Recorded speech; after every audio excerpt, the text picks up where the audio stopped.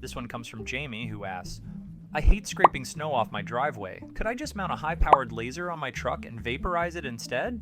Jamie, I admire the ambition. Unfortunately, your laser idea might be cooler in theory than in practice, in both temperature and results. Let's start by comparing lasers to other road melting tools. I know a flamethrower sounds a little Mad Max, but believe it or not, it's still more efficient than a laser and less likely to blind the neighborhood. Back in 2019, we had this one storm that dumped so much snow it buried my grill. That's when I briefly considered attaching heat lamps to my snow shovel. So, how hard is it to melt snow?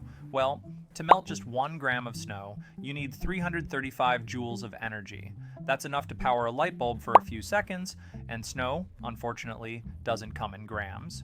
It comes in walls. A single foot of snow across your driveway, that's over 10,000 gallons of frozen water.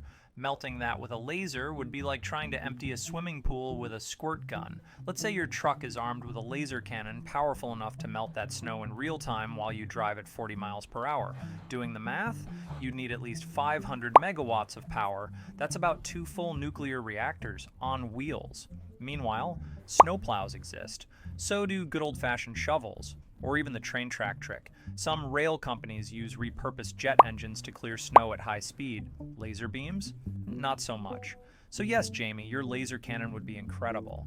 It would also blind traffic cameras, blow your car's battery, and possibly create local weather. If you must take a sci-fi approach to snow, just get a snowblower and wear ski goggles. You'll look just as cool, and you'll keep your neighborhood from turning into a melted crater.